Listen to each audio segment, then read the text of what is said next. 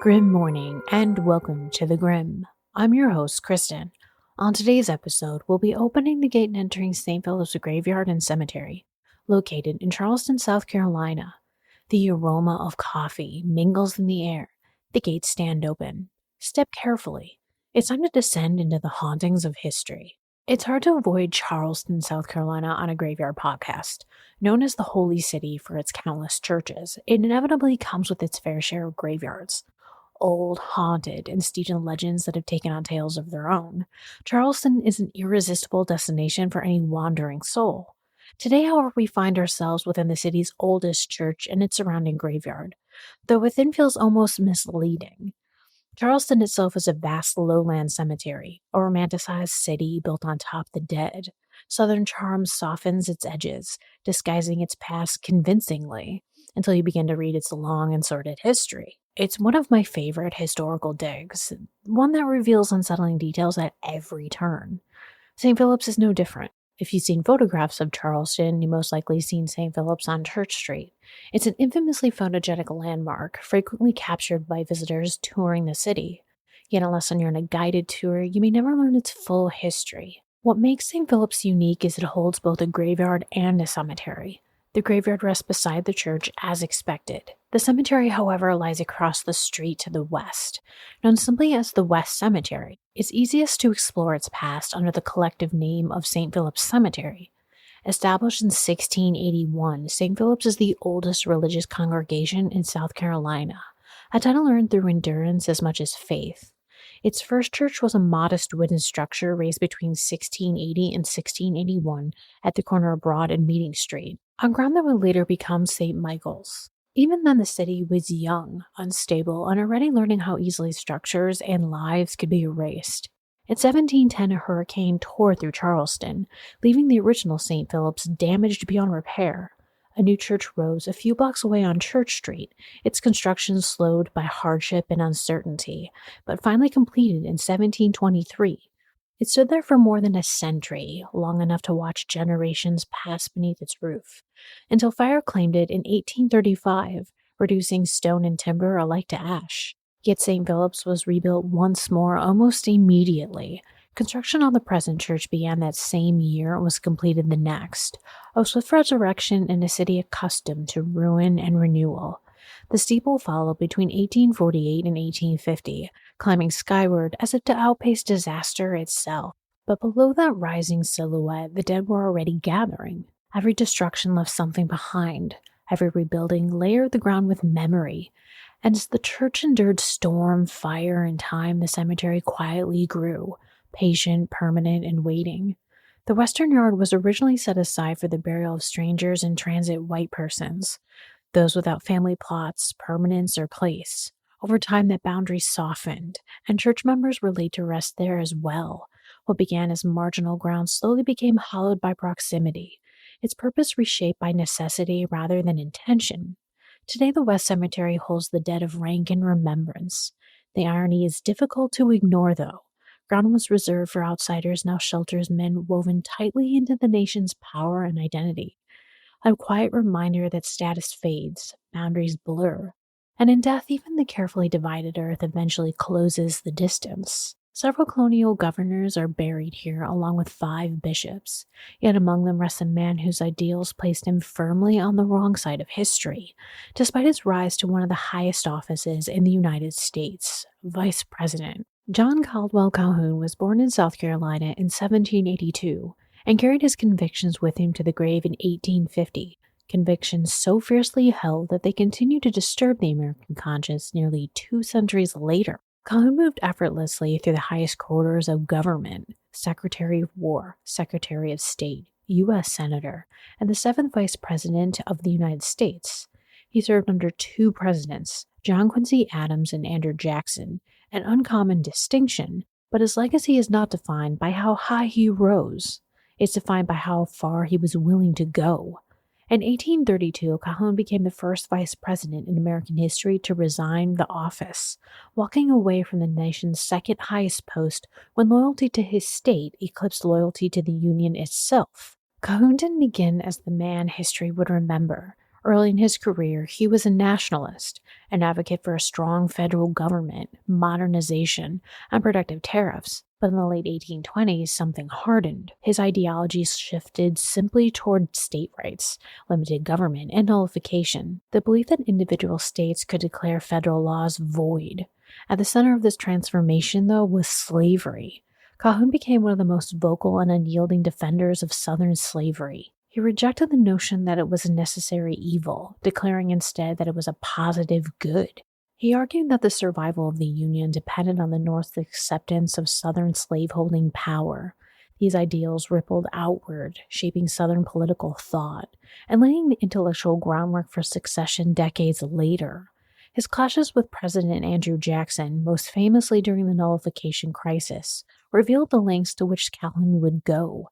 When federal authorities stood in his way, he resigned rather than compromise, returning to the Senate to champion what he called a concurrent majority, a system designed to safeguard the political power of the slaveholding South over majority rule.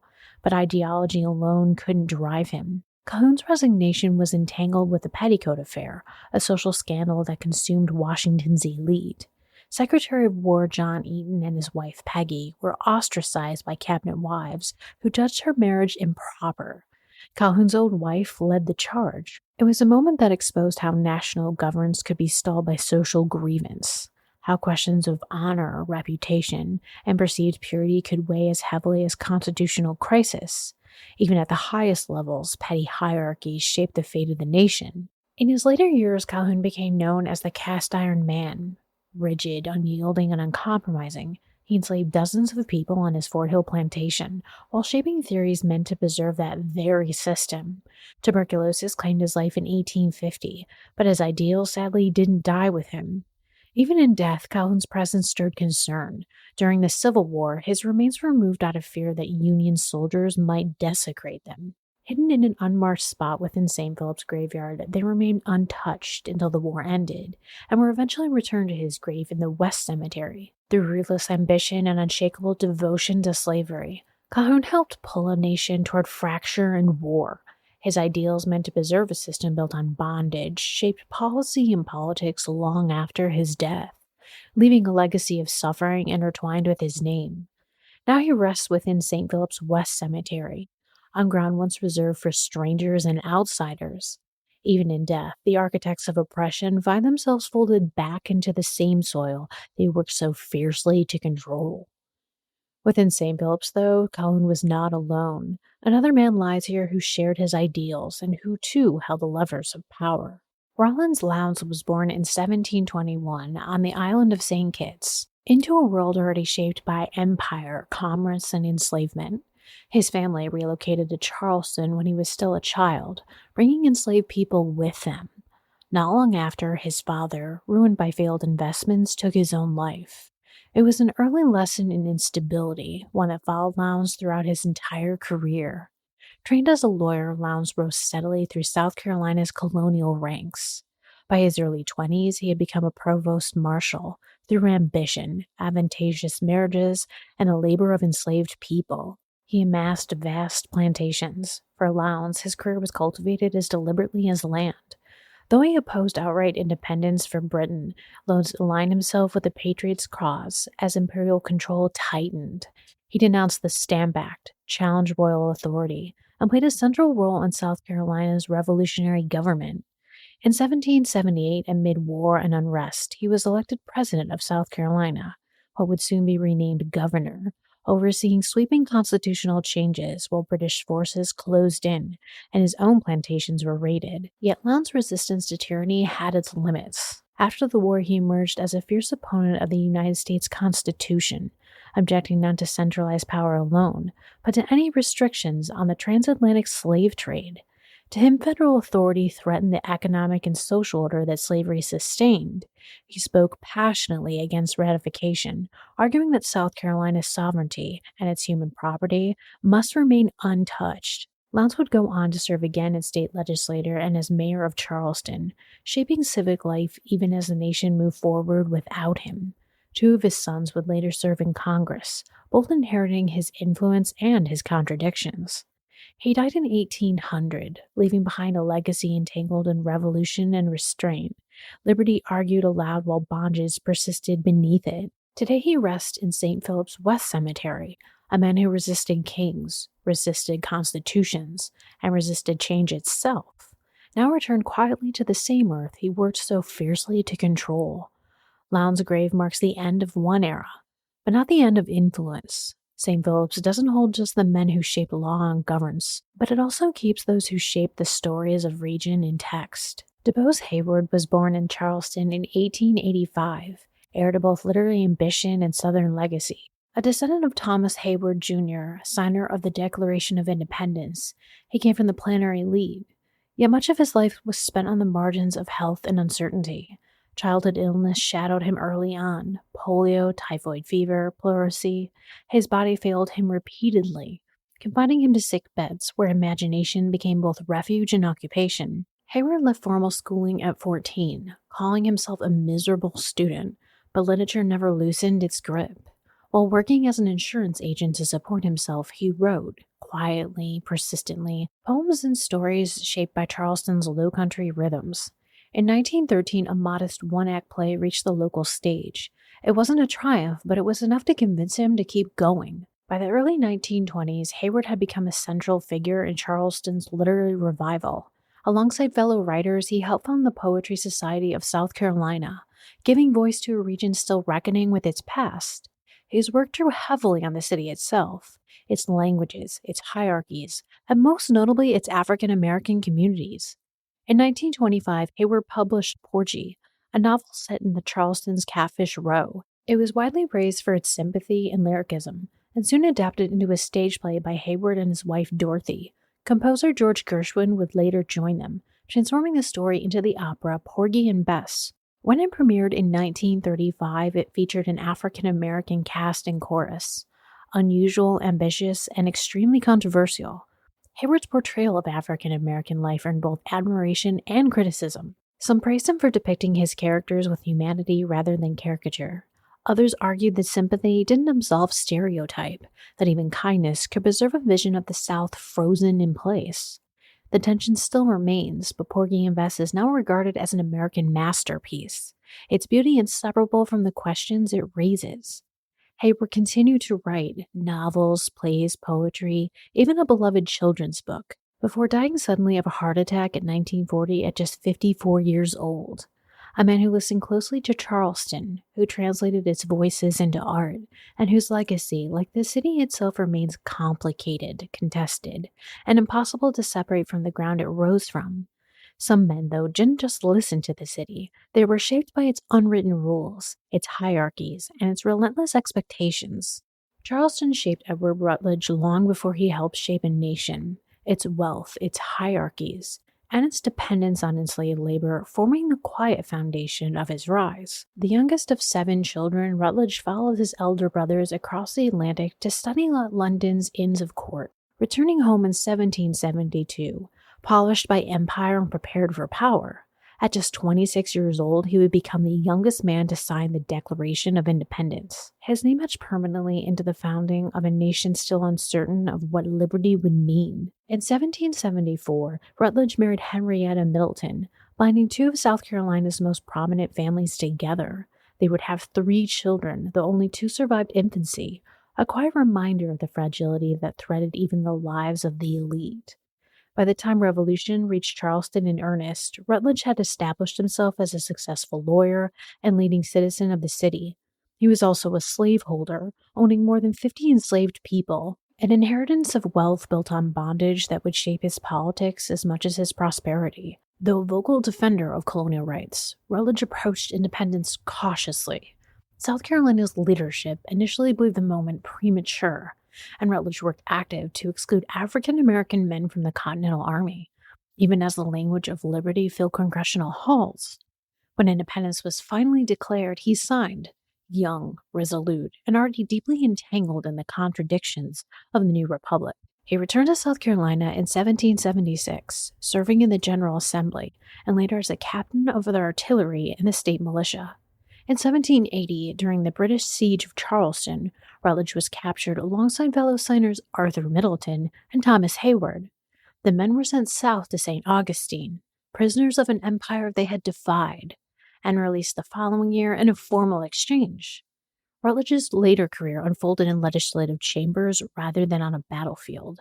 He served nearly 2 decades in the General Assembly, advocated for the confiscation of loyalist property, and resisted foreign entanglements, first British, then French.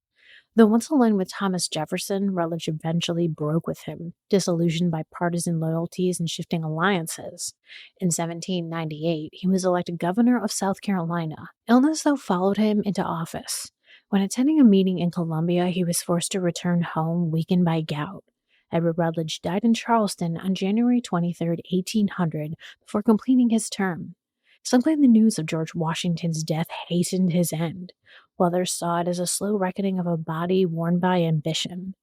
Today, Rutledge rests in Charleston's soil, remembered as a founder, a governor, and a man whose legacy, like the nation he helped bring into being, was forged in ideals proclaimed aloud while injustice endured beneath them. Beyond the figures we've already met, St. Philip's holds a constellation of Charleston's leaders, diplomats, and public servants, men and women whose names shaped the city, the state, and the nation. Generals Christopher and James Gladstone, defenders of the independence, lie here alongside Charles and Thomas Pinckney, framers of the Constitution and governors of state, Daniel Huger, Colonel Isaac Modi, and William Lawton Smith, served the fledgling United States in Congress and abroad, while William Johnson sat on the Supreme Court. Early Governor Robert Johnson and 20th century Major General Joseph Pescia Sullivan also find their final rest here, a quiet testament to lives of duty, ambition, and the enduring mark they left on Charleston. Before continuing, I do want to be honest about something. I was deeply torn when deciding to cover St. Philip's. Many of the individuals buried here are active participants in history shaped by slavery, a history that carries pain, injustice, and consequences that still echo today. But history isn't made up of solely heroic or beautiful stories. It's also built from the uncomfortable, the shameful, and the deeply human. To look only at what flatters the past is to misunderstand it entirely. These individuals played a role whether we like it or not, and refusing to look directly into that past, to understand how it happened and why, risks allowing its lessons to fade. Remembering it's not an endorsement, it's a reckoning, and reckoning is how we make sure history is never repeated. So I just wanted to make sure that was absolutely clear. And it's with that reckoning that St. Philip's exists. Like many graveyards in the South, St. Philip's is wrapped in legends and tales of hauntings. It's easy to imagine them here. The grounds are cloaked in moss-draped oaks, their shade falling over weathered stones even at midday. And when the heat fades into a brief human night, the cemetery seems to hold its breath, inviting the imagination, and perhaps something more to wander among the graves. Tales have always hung heavy in southern air, but one unassuming visitor and a single camera would make them tangible in ways no one could forget in 1987. Harry Reynolds strolled through St. Philip's on a bright sunlit afternoon, hoping only to capture the quiet beauty of the stones and iron fences glinting in the light. Yet when his photographs were developed, one image leapt from the page, and that would linger in the minds of ghost hunters for decades to come. Here on film, a woman appeared, transparent, bent low over the grave of a small child. She knelt on hands and feet, as though the weight of grief itself had pressed her into the earth. This, they say, is Sue Howard, a member of the St. Philip's congregation who in 1888 lost her stillborn child. 6 days later, Sue mysteriously fell ill. She died quietly, some say of a broken heart. The image spread quickly. Newspapers and magazines across the world carried her story. But Charleston already knew. Locals recognized her immediately. Her sorrow, captured in ghostly form, became one of the city's most retold legends. Some whisper that pregnant women who touch the photograph feel a sudden chill, or a queasy unease, as though her grief has passed through the paper and into their bodies. Sue, though, is not alone within St. Philip's, they say. There's also a tale of a young girl who wandered into the cemetery at night, her small frame clutching a cane. It said the girl had been dared to leave it at the grave of a man named Boney. Once enslaved, Boney had saved St. Philip's from a devastating fire in 1796, climbing the roof to protect the church with nothing but his own courage. For his bravery, he was granted freedom, but some say he never truly left the grounds. Even in death, Boney remains near the church, a quiet guardian over the stones and the silent dead. The girl, though, was not as fortunate.